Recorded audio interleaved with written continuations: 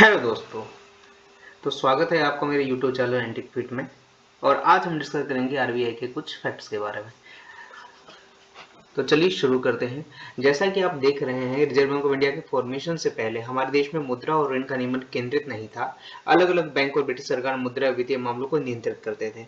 भारत की ब्रिटिश सरकार मुद्रा जारी करने का काम सीधे कंट्रोलर ऑफ करेंसी के जरिए करती थी और पूरे देश की मौद्रिक नीति, ऋण नियंत्रण और मुद्रा जारी करने का प्रबंधन करने वाली कोई भी एकल संस्था मौजूद नहीं थी। या तो सीधे तौर पर बात करें तो किसी भी प्रकार का फॉर्मल सेंट्रल बैंक नहीं था और बैंकिंग मेनली प्राइवेट बैंक के थ्रू ही होती थी। भारत में उस समय में जितने भी बैंक थे उनका मेन फोकस व्यापार के ऊपर दिया गया लोन और गवर्नमेंट के द्वारा जितने भी डिपॉजिट होती है उस पर केंद्रित था। साथ में करेंसी इशू या कोई भी अथॉरिटी नहीं थी, मतलब कि यूनिफॉर्म करेंसी का कोई भी इशू नहीं था। कोई भी बैंक रेगुलेटेड नहीं थी जैसे कि आज है, और बैंक अपने नियम से काम करते थे, जिसके कारण से 19वीं शताब्दी में बहुत सारे बैंक जो हैं बंद हो गए। उसके बाद हम शुरू करते हैं फॉर्मेशन ऑफ आरबीआई के बारे में, जिसमें हिल्टन यंग कमीशन ने सन 1926 में रिकमेंड किया था कि भारत के लिए एक सेंट्रल बैंक ऑफ इंडिया की स्थापना की जाए। इसलिए आरबीआई की स्थापना हुई 1 अप्रैल 1935 में, जो कि आता है रिजर्व बैंक ऑफ इंडिया 1934 के तहत। सबसे पहले आरबीआई का हेडक्वार्टर जो है कोलकाता में था, लेकिन बाद में इसको शिफ्ट कर दिया मुंबई के अंदर। और रिजर्व बैंक ऑफ इंडिया का नेशनलाइजेशन मतलब राष्ट्रीयकरण हुआ सन 1949 में। उससे पहले तक ये एक प्रकार का प्राइवेट बैंक था। अब जैसे कि हम टाइमलाइन की बात करें कि रिजर्व बैंक ऑफ इंडिया में फॉर्मेशन किस तरीके से हुआ और टाइम के साथ बदलाव हमारे बैंक में कैसे हुआ, तो चलिए हम देखते हैं प्री इंडिपेंडेंस रोल, मतलब 1935 से 1947 के बीच में क्या हुआ। सबसे पहले भारत के लिए करेंसी इशू करने का काम करती थी। उसके बाद पब्लिक के द्वारा डेब्ट और ब्रिटिश गवर्नमेंट ऑफ इंडिया के द्वारा मैनेज की जाती थी और act as a banker to princely state as well. Reserve bank of India के द्वारा सभी बैंक रेगुलेट किए जाते थे। और सबसे बड़ी बात यहाँ पर ये आती है कि म्यांमार बर्मा के लिए सन 1942 में करेंसी जारी करती है। साथ ही पाकिस्तान के लिए भी सन 1947 से 1948 मतलब एक साल के लिए रिजर्व बैंक ऑफ इंडिया ने करेंसी जारी की थी। अब सन 1947 में क्या हुआ, कंटिन्यू रहा कि भारत का केंद्रीय bank reserve bank of India ही है, लेकिन प्राइवेट ओनरशिप इसके पास रही। अब हम चलते हैं नेशनलाइजेशन राष्ट्रीयकरण की तरफ। 1 जनवरी 1949 में रिजर्व बैंक ऑफ इंडिया का राष्ट्रीयकरण हो गया और ओनरशिप जो है भारत सरकार के पक्ष में हुई। And then it become a public institution serving independent India. RBI got new responsibility, मतलब रिजर्व बैंक ऑफ इंडिया के पास एक नई जिम्मेदारी रही, जिसमें महंगाई को कंट्रोल करना, ऋण को कंट्रोल करना। बैंकिंग रेगुलेशन एक्ट बना 1949 में। उसके बाद supporting plan economic development, Bharat की अर्थव्यवस्था में डेवलपमेंट के लिए रिजर्व बैंक ऑफ इंडिया की स्थापना हुई। सन 1949 के बाद reserve bank of India fully own by the government of India, Bharat सरकार के अधीन टोटल रूप से हो गई।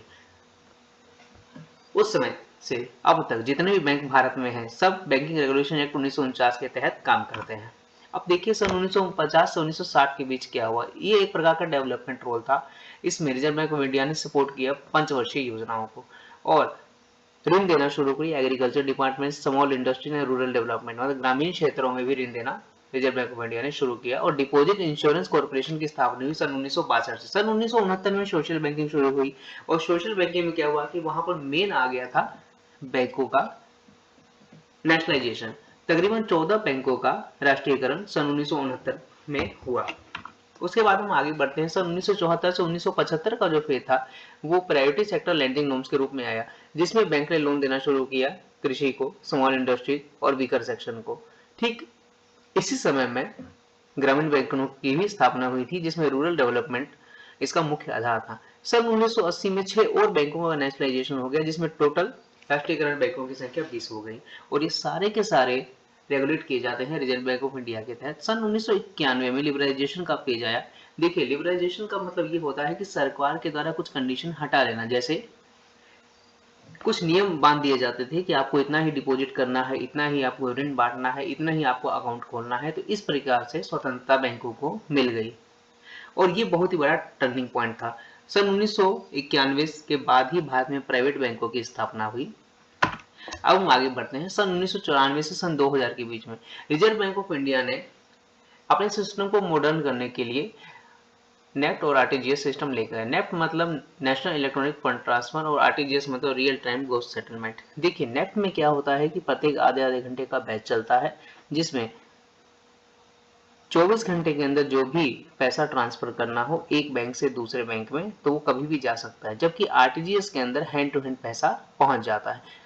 उसके बाद एनपीए का भी स्वरूप जारी हुआ था इन 6 सालों के अंदर। अब हम चलते हैं 2005 से 2010 के बीच में, जहां पर फाइनेंशियल इंक्लूजन पर ज्यादा बढ़ावा दिया गया, खास करके ग्रामीण क्षेत्रों में, ताकि बैंकिंग सेवाएं उन तक पहुंच सके। सन 2016 में डिमोनेटाइजेशन हुआ, जिसमें 500 और 1000 के नोट गवर्नमेंट ऑफ इंडिया ने बैन कर दिए और इन्हें वापस मंगा लिया गया और 2000 रुपए के नोट जारी कर दिए गए।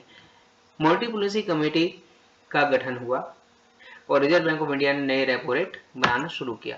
सन 2018 से 2020 के बीच में आरबीआई ने अपने डिजिटल पेमेंट सिस्टम यूपीआई और भारत बिल पे को इम्प्रूव किया और सबसे बड़ी बात है कि बैड लोन को टाइट करना शुरू किया। सन 2021 तक एनपीए जो है लाइव आने शुरू हो गए थे, जिससे हमें ये पता लगा कि भारत में कितने लोन जो है एनपीए हैं।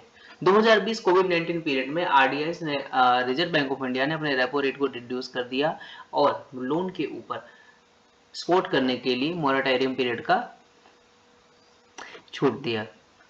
उसके बाद प्रेजेंट सन 2020 में एक सबसे इंपॉर्टेंट चीज आई, डिजिटल रुपी, जिसको बोला जाता है central bank digital currency CBDC. वो एक पायलट प्रोजेक्ट के रूप में स्टार्ट हुआ और अभी तक यही चल रहा है।